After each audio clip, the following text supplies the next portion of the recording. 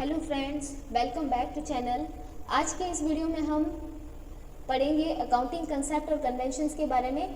तो accounting concept को हिंदी में हम बोलते हैं लेखांकन की अवधारणाएं और कन्वेंशंस को हम बोलते हैं लेखांकन की परंपराएं या मान्यताएं। तो ये क्या होते हैं और किस तरीके से अकाउंटिंग में हेल्प करते हैं और कौन कौन से कंसेप्ट होते हैं और कौन कौन से कन्वेंशंस होते हैं, आज के इस वीडियो में हम पूरा डिटेल में स्टडी करेंगे। तो चलिए हम बढ़ते हैं हमारी फर्स्ट स्लाइड की तरफ। तो सबसे पहले हम ये जानेंगे कि अकाउंटिंग कंसेप्ट और कन्वेंशंस क्यों जरूरी है। तो बेसिकली अकाउंटिंग कंसेप्ट और कन्वेंशंस जो होते हैं, अकाउंटिंग के कुछ बेसिक रूल्स और प्रिंसिपल्स होते हैं। तो वो एक तरीके से हमें अकाउंटिंग में फाइनेंशियल स्टेटमेंट तैयार करने में गाइडेंस देते हैं और हेल्प करते हैं। तो इनके कुछ मेजर पॉइंट हम देख सकते हैं। एंश्योर कंसिस्टेंसी और एक्यूरेसी, ये लेखांकन में जो संगति और जो उसकी एक्यूरेसी है, जो उसकी वास्तविकता है, उसको बढ़ाते हैं। और सेकेंड पॉइंट हम देख सकते हैं, प्रोवाइड कॉमन फ्रेमवर्क, एक तरीके से क्या करते हैं, कॉमन फ्रेमवर्क प्रोवाइड करते हैं। फिर हम बात करेंगे next, help in comparing financial statement. तो फाइनेंशियल स्टेटमेंट के कंपैरिजन में भी ये क्या करते हैं, हेल्प करते हैं, क्योंकि एक तरीके से जब रूल्स और प्रिंसिपल्स कॉमनली सब जगह एप्लीकेबल होते हैं तो इस प्रकार से बनाए गए फाइनेंशियल स्टेटमेंट को हम इजीली क्या कर सकते हैं, कंपेयर कर सकते हैं। नेक्स्ट पॉइंट है, make the financial information more reliable. तो ये फाइनेंशियल इंफॉर्मेशन को मोर रिलायबल मतलब एक वास्तविक इंफॉर्मेशन की तरह रिप्रेजेंट करते हैं। अब बात करते हैं सबसे पहले कि व्हाट आर अकाउंटिंग कंसेप्ट। ये अकाउंटिंग कंसेप्ट क्या होते हैं, तो जिसे हम हिंदी में कह सकते हैं अकाउंटिंग की जो अवधारणाएं हैं, जो लेखांकन की अवधारणा है वो क्या है। तो सबसे पहले हम इसकी डेफिनेशन में थोड़ा सा देखेंगे कि क्या है। तो accounting concept is a fundamental rule. देखो यहाँ पे एक पॉइंट हमें अच्छा सा मिल गया है कि एक तरीके से ये क्या है, फंडामेंटल रूल है। एजम्पशन है, मान्यताएं हैं, ठीक है, ये किसी की मान्यता है, एजम्पशंस है, और प्रिंसिपल्स है, ठीक है। तो ये तीन पॉइंट जब भी आप इसकी डेफिनेशन प्रोवाइड करें तो आपको ये तीन पॉइंट इसके अंदर जरूर डालने हैं कि अकाउंटिंग कंसेप्ट फंडामेंटल रूल है, एजम्पशंस है और प्रिंसिपल्स है that provide the common framework for a recording. एक तरीके से ये एक फ्रेमवर्क प्रोवाइड करते हैं रिकॉर्ड करने के लिए कि किस तरीके से फाइनेंशियल ट्रांजेक्शन को रिकॉर्ड किया जाए, किस तरीके से उन्हें एनालाइज किया जाए, and reporting the financial information, financial information को किस तरीके से रिपोर्ट किया जाए। और साथ ही में ये इंश्योर करते हैं किस चीज़ को, कंसिस्टेंसी होनी चाहिए, उसमें क्लैरिटी होनी चाहिए, देन रिलायबिलिटी होनी चाहिए इन द फाइनेंशियल स्टेटमेंट। तो जब भी हम इसकी डेफिनेशन प्रोवाइड करें तो ये जो पॉइंट है तीन, फंडामेंटल रूल, एजम्पशंस हैं और प्रिंसिपल्स हैं, ये आपको बताने हैं। और ये क्या इंश्योर करते हैं, किस तरीके से अकाउंटिंग में हेल्प करते हैं, ये रिकॉर्डिंग में हेल्प करते हैं, एनालाइजिंग में हेल्प करते हैं, किस तरीके से फाइनेंशियल स्टेटमेंट को आप रिप्रेजेंट करते हैं, उसमें ये हेल्प करते हैं। तो इसको अगर याद रखने का बेसिक तरीका हम देखें तो हम इसमें दो पॉइंट से हम इसको याद रख सकते हैं कि बेसिक एजम्पशंस हैं जो कि on which accounting is base, जिसके ऊपर पूरी की पूरी अकाउंटिंग क्या है, बेस है। और provide structure to financial record, एक तरीके से फाइनेंशियल रिकॉर्ड्स को क्या करते हैं, स्ट्रक्चर प्रोवाइड करते हैं। एक तरीके, ये पूरा एक थ्योरिकल चैप्टर है आपका, तो इसको हमें थ्योरी की तरह से याद करना पड़ेगा। तो याद करने के लिए हमें कुछ दो तीन लाइनें जो हमारे दिमाग में आ जाए और एग्ज़ाम में हमें सडनली उसकी जो डेफिनेशन है वो क्लिक कर जाए, तो ये दो पॉइंट जो है वो आप उसमें अच्छे से याद रख सकते हैं। तो चलिए अब हम आगे बढ़ते हैं। मेन अकाउंटिंग कंसेप्ट कौन कौन से हैं। तो अकाउंटिंग कंसेप्ट के अंदर सबसे पहले जो कंसेप्ट आता है वो है business entity concept. Business entity concept को हम बोलते हैं पृथक अस्तित्व अवधारणा। हिंदी में इसका जो नाम होता है वो है पृथक अस्तित्व अवधारणा। सेकंड है money measurement concept. Money measurement concept को हम हिंदी में कहते हैं मुद्रा मापन अवधारणा। थर्ड है गोइंग कंसर्न कंसेप्ट, जिसको हम निरंतरता की अवधारणा कहते हैं। कॉस्ट कंसेप्ट, जिसे हम लागत की अवधारणा कहते हैं। ड्यूल एस्पेक्ट कंसेप्ट, जिसे हम द्विपक्ष अवधारणा कहते हैं। फिर 6 नंबर है अक्रूवल कंसेप्ट, जिसे उपार्जन अवधारणा कहते हैं। 7 अकाउंटिंग पीरियड कंसेप्ट, जिसको हम लेखांकन अवधि अवधारणा कहते हैं। और 8 नंबर पे है मैचिंग कंसेप्ट, जिसे हम कहते हैं मिलान की अवधारणा। और 9 नंबर पे है रियलाइजेशन कंसेप्ट, इसको हम बोलते हैं वसूली की अवधारणा। तो ये एक एक करके हमें सारे के सारे क्या करनी है, डिटेल में पढ़नी है। तो चलिए स्टार्ट करते हैं। सबसे first number business entity concept. तो बिजनेस एंटिटी कंसेप्ट को अगर हम डिफाइन करें तो हम कुछ इस तरीके से डिफाइन कर सकते हैं। बिजनेस एंटिटी कंसेप्ट को हम सेपरेट एंटिटी कंसेप्ट के नाम से या फिर बिजनेस एंटिटी कंसेप्ट के नाम से जानते हैं। इसको हिंदी में हम बोलते हैं पृथक अस्तित्व अवधारणा।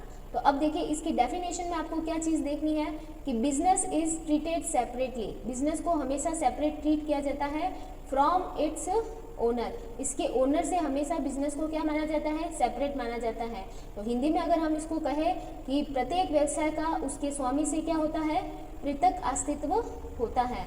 इसीलिए तो जो पर्सनल एक्सपेंसेस होते हैं ओनर के, वो कभी भी बिजनेस एक्सपेंसेस की तरह ट्रीट नहीं होते हैं। तो इसके पीछे कौन सा कंसेप्ट काम करता है, बिजनेस एंटिटी कंसेप्ट काम करता है, जिसमें हम बिजनेस को उसके ओनर से बिल्कुल क्या करते हैं, इंडिविजुअल की तरह ट्रीट करते हैं।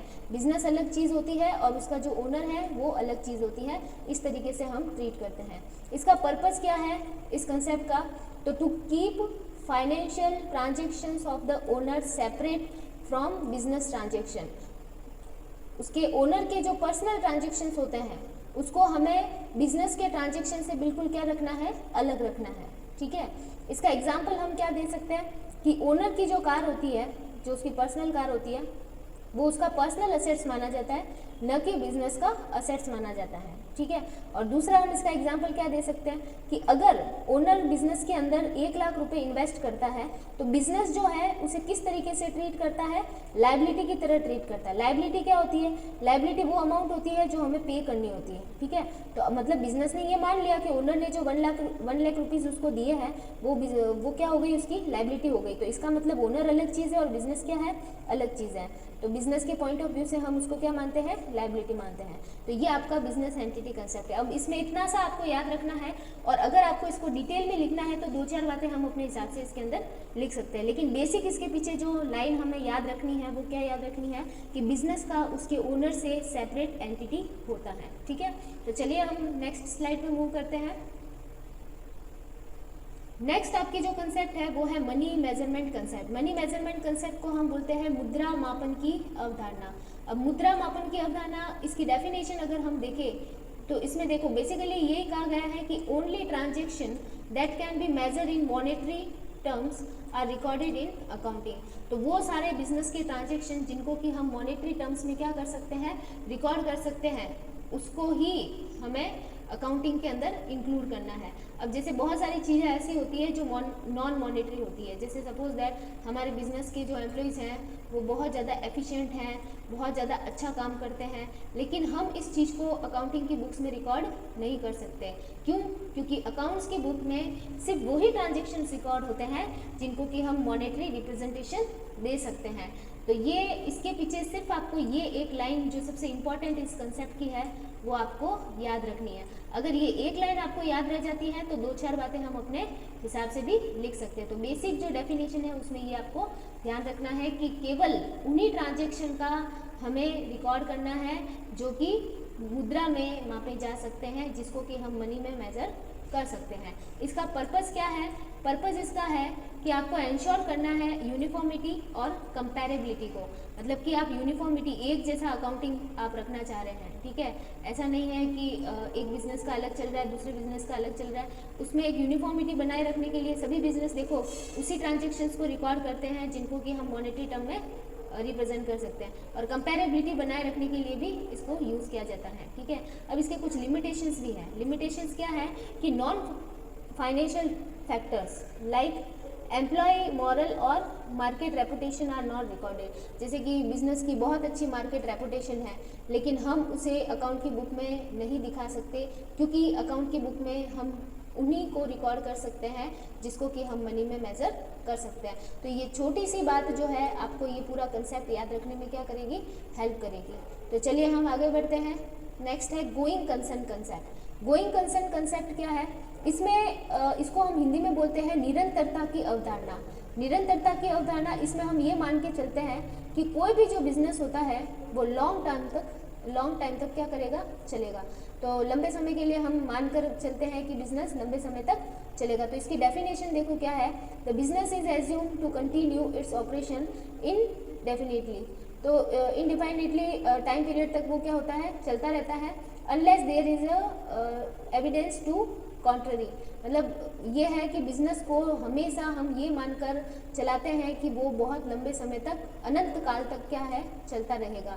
तो व्यवसाय में हमेशा ये मानकर आपको अकाउंटिंग करनी है कि बिजनेस लॉन्ग टर्म तक चलेगा। तो यहाँ पे एक आपको ये वर्ड याद रखना है कि आपको बिजनेस को लॉन्ग टर्म के लिए क्या करना है, चलाना है। ठीक है, तो ये लॉन्ग टर्म वर्ड आपको याद रखना है कि business run for long time. ये इसके पीछे बेसिक जो है वो लाइन आपको याद रखनी है। अब इसका इम्पैक्ट क्या होता है कि जब गोइंग कंसर्न कंसेप्ट को हम यूज़ करते हैं तो इसकी इम्पैक्ट ये रहता है कि assets are recorded based on the historical cost, not the liquidation value.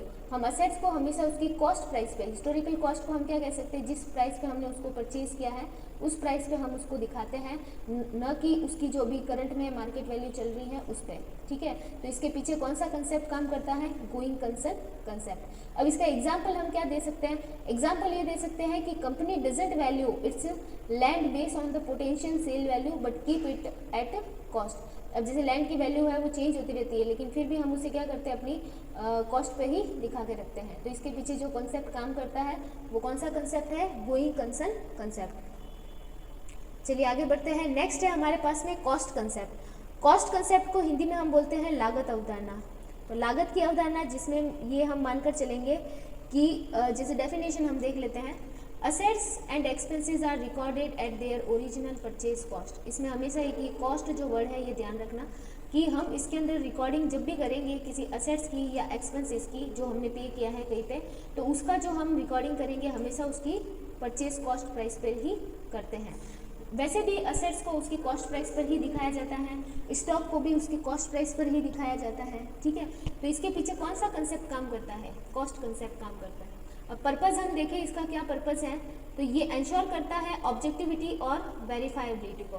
तो ऑब्जेक्टिविटी और वेरीफाइबिलिटी, ऑब्जेक्टिविटी और वेरीफाइबिलिटी, आपको ये दो वर्ड ध्यान रखने हैं। ठीक है, चलिए आगे बढ़ते हैं। एग्जाम्पल इसका हम देखते हैं, a machine bought for 5 lakh is recorded at that price even if market value changes. अगर मार्केट वैल्यू में चेंज भी होता है तो भी अगर हम कोई मशीन खरीद के लेके आते हैं तो उसको हम 5 लाख रुपए में दिखाते हैं। ठीक है, मतलब कि हमेशा कॉस्ट पे आपको क्या करना है, असेट्स को और आपकी जो स्टॉक है उसको हमें कॉस्ट पे रिकॉर्ड करना है, ये बात आपको ध्यान रखनी है। तो चलिए मूव करते हैं हम नेक्स्ट स्लाइड पे। नेक्स्ट है आपका अक्रूवल कंसेप्ट। अक्रूवल कंसेप्ट को हम बोलते हैं उपार्जन की अवधारणा। अब देखो अक्रूवल कंसेप्ट के पीछे जो जिसको हिंदी में उपार्जन बोलते हैं, अब ये देखो एक ऐसा कंसेप्ट होता है जिसमें हम ये मान के चलते हैं कि चाहे आपकी इनकम रिसीव हुई हो या नहीं हुई हो, लेकिन पर्टिकुलर आपके अकाउंटिंग पीरियड से अगर वो रिलेट करती है तो आपको उसको इंक्लूड करना चाहिए। ठीक है, और इसी तरह एक्सपेंसेस, चाहे आपने उसका पेमेंट किया हो या नहीं किया हो, अगर वो उस अकाउंटिंग पीरियड से रिलेट करते हैं तो आपको उस अकाउंटिंग पीरियड की जब भी फाइनेंशियल स्टेटमेंट आप तैयार कर रहे हो उसके अंदर आपको उसको इंक्लूड करना है। इसी के पीछे आपने देखा होगा आउटस्टैंडिंग और प्रीपेड जैसे जो वर्ड है इसका हम एडजस्टमेंट करते हैं। ठीक है, एक तो आउटस्टैंडिंग वर्ड होता है और एक क्या होता है, प्रीपेड होता है।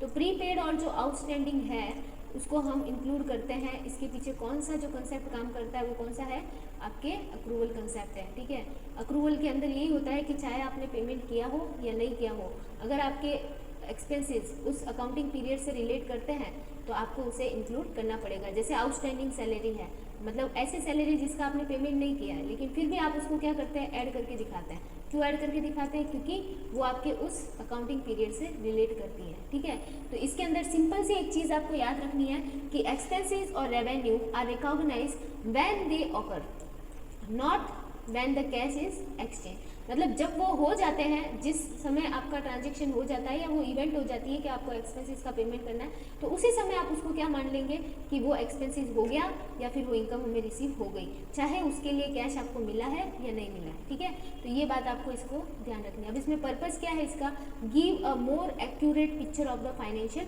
पोजीशन। ये एक तरीके से आपके फाइनेंशियल पोजीशन की एकदम एक्यूरेट पिक्चर क्या करता है, रिप्रेजेंट करता है। क्योंकि जो एक्सपेंसेस और जो इनकम जिस पर्टिकुलर फाइनेंशियल पीरियड के हैं, अगर हम उसी के अंदर इंक्लूड कर रहे हैं तो उस टाइम का जो प्रॉफिट होगा वो आपका बिल्कुल रिलायबल होगा, बिल्कुल वास्तविक होगा। ठीक है, चलिए इसका एग्जाम्पल हम देख सकते हैं कि rent income of ₹10,000 for the December received in January is recorded in December. अब जैसे एक रेंट की कोई इनकम है 10,000 की, अगर वो आपकी दिसंबर की है तो हम उसे क्या करेंगे, दिसंबर के अंदर ही रिकॉर्ड करेंगे, ना कि जनवरी में, क्योंकि जनवरी में तो वो रिसीव हुई है, लेकिन वो इनकम है कब की, दिसंबर की, तो हम उसको दिसंबर में ही इंक्लूड करेंगे। तो इसके पीछे जो कंसेप्ट काम करता है वो कौन सा है, आपका अक्रूवल कंसेप्ट। चलिए मूव करते हैं नेक्स्ट स्लाइड की तरफ। नेक्स्ट स्लाइड है आपका अकाउंटिंग पीरियड कंसेप्ट। ये सबसे ईजी कंसेप्ट हम इसको कह सकते हैं, अकाउंटिंग पीरियड कंसेप्ट, जिसको हम लेखांकन अवधि अवधारणा कहते हैं। लेखांकन अवधि अवधारणा ये कहती है कि, डेफिनेशन देख लेते हैं, financial statement are prepare for the specific time period usually 1 year. मतलब कि जो फाइनेंशियल स्टेटमेंट है एक स्पेसिफिक टाइम पीरियड के लिए बनाए जाने चाहिए, जो कि यूजुअली कितना होता है, 1 ईयर का होता है। ठीक है, चलिए इसके पर्पस हम देख लेते हैं। Allow performance evaluation and comparison over the time. इससे क्या होता है कि एक परफॉर्मेंस इवैल्यूएशन इजी हो जाता है, और कंपैरिजन भी ओवर द टाइम पीरियड हम क्या कर सकते हैं, इजीली कर सकते हैं। टाइम टू टाइम अगर हम अपने अकाउंटिंग स्टेटमेंट को, अपने फाइनेंशियल स्टेटमेंट को कंपेयर करना चाहते हैं तो हम कर सकते हैं। एग्जांपल क्या दे सकती है, companies in India often follow the April 1 to March 31 as a accounting year. Companies जो है वो जनरली 1 अप्रैल से 31 मार्च तक का जो पीरियड होता है उसको अकाउंटिंग ईयर की तरह कंसिडर करती है। ठीक है, चलिए मूव करते हैं नेक्स्ट पे। नेक्स्ट है आपका मैचिंग कंसेप्ट। मैचिंग कंसेप्ट क्या है, इसको हम बोलते हैं मिलान की अवधारणा। मिलान का मतलब हमें मिलान करना है, किसका, हमारे जो एक्सपेंसेस है और हमारी जो इनकम है उसका। ठीक है, अब वो जिस टाइम पीरियड के आप एक्सपेंसेस ले रहे हो ना, तो उसी टाइम पीरियड की इनकम आपको लेनी है। या फिर हम ये कह सकते हैं कि जिस टाइम पीरियड की इनकम आप ले रहे हो उसी टाइम पीरियड के आपको क्या लेने हैं, एक्सपेंसेस लेने हैं। अगर आप ऐसा करते हो तब तो आपका प्रॉफिट एक्यूरेट आएगा, अदरवाइज आपका प्रॉफिट गलत आएगा। तो देखिए डेफिनेशन है, expenses must be match with the revenue, they help to generate the same period. ठीक है, तो ऐसे रेवेन्यू जो आप पर्टिकुलर पीरियड के ले रहे हो उसी टाइम पीरियड के आपको एक्सपेंसेस लेने हैं। बस ये बात आपको ध्यान रखनी। मैच का मतलब ये है कि टाइम टू टाइम आपको मैच रखना है रेवेन्यू और एक्सपेंसेस के बीच में। ठीक है, आगे बढ़ते हैं हम। पर्पस क्या है इसका, एंश्योर द करेक्ट प्रॉफिट और लॉस शोन। मतलब कि आपके जो करेक्ट प्रॉफिट और लॉस जो है वो दिखने चाहिए, ये इसका मेन पर्पस है। एग्जाम्पल क्या है इसका, कि salary paid in January for the week done, salary paid in January for the work done in December must be recorded in December's account. तो मतलब ऐसी कोई सैलरी जो कि आपने जनवरी में पेड की है, जिसका काम आपने कब किया है, दिसंबर में, लेकिन उसको आप रिकॉर्ड कब करेंगे, दिसंबर के अकाउंट में। ठीक है, तो मैचिंग करना ही पड़ेगा। ठीक है, अब आगे बढ़ते हैं नेक्स्ट स्लाइड पे। नेक्स्ट है आपका रियलाइजेशन कंसेप्ट। रियलाइजेशन कंसेप्ट क्या है, इसको हिंदी में बोलते हैं वसूली की अवधारणा, या फिर हम दूसरा इसका नाम क्या कह सकते हैं, रेवेन्यू रिकॉग्नाइजेशन कंसेप्ट। तो हिंदी में तो सिंपल सा एक वर्ड है वसूली की अवधारणा, लेकिन इंग्लिश में हम दो तरीके से, देखो नाम अगर रेवेन्यू रिकॉग्नाइजेशन आए तो भी सही है, रियलाइजेशन कंसेप्ट लिखा हुआ है तो भी सही है। ठीक है, तो दो नाम है इसके, दोनों ध्यान रखने आपको। अब देखो ये क्या कहती है, ये जो कंसेप्ट है उसके अंदर लिखा हुआ है कि revenue is recognise when it is earn, not necessarily when it is receive. मतलब कि आपने जैसे सपोज दैट सेल्स किया है, और सेल्स अगर कैश में करते हैं तो कैश आपको उसी समय मिल जाता है, तो हम क्या मान लेते हैं कि हाँ भाई हमें रिवेन्यू रिसीव हो गया। लेकिन अगर आपने सेल्स किया है क्रेडिट पे, तो क्रेडिट पे सेल्स किया है तो उसी समय पैसा तो मिलने वाला नहीं है। तो पैसा जब मिलेगा तब हम उसको सेल्स माने, या फिर जब हमने उसको सेल किया है तब हम उसको सेल माने। तो इसके पीछे रियलाइजेशन कंसेप्ट आपके लगेगा। तो उसमें ये माना गया है कि जिस समय आप सेल्स करते हैं या जिस समय आप गुड्स को ट्रांसफ़र करते हैं उसी समय आप उसको सेल की तरह कंसीडर कर लेंगे, न कि उस समय जब आपको कैश रिसीव होता है। ठीक है, तो ये बात आपको ध्यान रखना है। जैसे इसमें एग्जांपल भी दे रखा है, a sales made on credit in June is recognise as a revenue in June even the payment is received in जुलाई।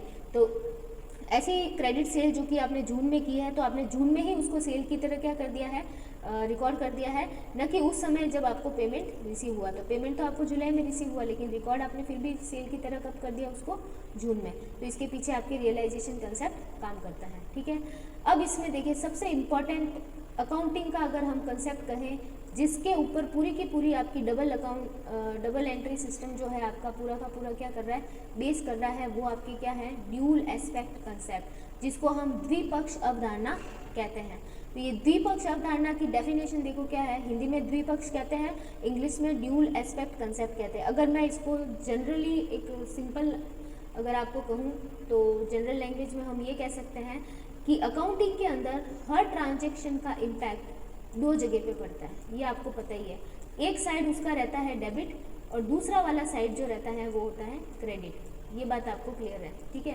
कभी भी आपने जब भी अकाउंटिंग एंट्री की है कोई भी, तो उसमें दो आपने देखा होगा कि साइड जो है वो इफेक्ट होता है। तो इसके पीछे जो कंसेप्ट काम करता है वो है ड्यूल एस्पेक्ट कंसेप्ट। अब डेफिनेशन की अगर हम बात करें तो every financial transaction has to aspect. Her financial transaction के कितने एस्पेक्ट होते हैं? दो। एक तो होता है डेबिट और दूसरा कौन सा होता है? Credit. And which must be always equal in amount, जो कि हमेशा अमाउंट में क्या रहते हैं? इक्वल रहते हैं। जैसे मैंने मोहन को सैलरी दिया, ठीक है, तो मैं एंट्री क्या करूँगी? Salary to cash. तो सैलरी में भी वही अमाउंट आएगी और कैश के सामने भी वही अमाउंट आएगी। तो डेबिट और क्रेडिट हमेशा क्या रहता है? इक्वल रहता है। लेकिन इसमें ये हमें नहीं देखना है कि डेबिट और क्रेडिट इक्वल रहता है। हमें मेन फोकस किस चीज़ पे रखना है कि हर ट्रांजेक्शन का इम्पैक्ट दो जगह पे पड़ता है। एक साइड तो रहती है आपकी क्रेडिट और दूसरी वाली साइड कौन सी रहती है? डेबिट, ठीक है। ये इसमें सबसे इंपॉर्टेंट लाइन है, every financial transaction has to aspect. तो ये जो लाइन अगर आपको याद रह गई तो आपका ड्यूल एस्पेक्ट कंसेप्ट आपको अच्छे से याद रह जाएगा, ठीक है। अब हम बात करते हैं इसको सिंपल टर्म्स में और इसको अच्छे से समझाया है। For every debit there is corresponding credit. हर डेबिट के लिए क्या होती है? क्रेडिट होती है, ठीक है। Dual aspect concept is one of the most fundamental accounting principle. It form the foundation of double entry system of accounting. तो अकाउंटिंग का जो डबल एंट्री सिस्टम है आपका, वो पूरा का पूरा किसके ऊपर बेस कर रहा है? ड्यूल एस्पेक्ट कंसेप्ट के ऊपर बेस कर रहा है, ठीक है। अब देखो this concept ensure that the accounting equation remains balance. तो देखो यहाँ पे जो आपकी अकाउंटिंग इक्वेशन होती है, जिसमें हम ये मान के चलते हैं कि असेट्स जो है हमारे वो हमेशा इक्वल होते हैं किसके? लायबिलिटी प्लस कैपिटल के। तो ये जो इक्वेशन है वो पूरी की पूरी किसके ऊपर बेस है? ड्यूल एस्पेक्ट कंसेप्ट के ऊपर है। तो देखो जैसे इसमें एक एग्जाम्पल अच्छे से समझा रखा है कि ओनर ने बिजनेस स्टार्ट किया है 1 लाख रुपीज़ की कैपिटल के साथ में। तो बिजनेस के अंदर देखो 1 लाख रुपए कैश में आ रहा है, तो कैश तो आपका क्या है? असेट्स है, ठीक है। कैश आपका क्या है? असेट्स। जबकि कैपिटल आपकी क्या है? लायबिलिटी। तो कैपिटल तो एक तरीके से आप मान लो कि क्रेडिट होगी और कैश आपका क्या होगा? डेबिट होगा। तो दोनों तरफ से ये क्या रहता है? आपके इक्वल रहता है। तो डेबिट और क्रेडिट साइड तो इक्वल रहते ही है, लेकिन साथ में इसी बेस पे हमारी बैलेंस शीट भी क्या रहती है? इक्वल रहती है। तो ये थी आपकी ड्यूल एस्पेक्ट कंसेप्ट। अब हम आगे बढ़ते हैं नेक्स्ट पे, वेरीफाइबल ऑब्जेक्टिविटी कंसेप्ट। और ये आपकी शायद लास्ट कंसेप्ट है, क्योंकि इसके बाद आपके कन्वेंशंस आ जाएंगे। तो वेरीफाइबल ऑब्जेक्टिविटी कंसेप्ट जो है वो ये, इसमें हिंदी में हम ये कह सकते हैं कि हर जो ट्रांजेक्शन आप अकाउंटिंग के अंदर रिकॉर्ड करते हैं उसके पीछे ना एक एविडेंस होना बहुत ज़रूरी है, ठीक है। एक एविडेंस, जैसे मैंने कोई भी ट्रांजेक्शन अकाउंटिंग के अंदर रिकॉर्ड किया तो हर चीज़ का एक एविडेंस होता है, तो वो एविडेंस इसके अंदर रखना है आपको। तो डेफिनेशन में हम देखते हैं, the verifiable objectivity concept in accounting state that the accounting records and financial statement should be based on objective verifiable evidence, not the personal opinion. मतलब हर फाइनेंशियल ट्रांजेक्शन के लिए आपके पास में एक वेरीफाइबल एविडेंस होना चाहिए। आपके पर्सनल ओपिनियन के बेसिस पे कोई भी अकाउंटिंग एंट्री आपको रिकॉर्ड नहीं करनी है, ठीक है।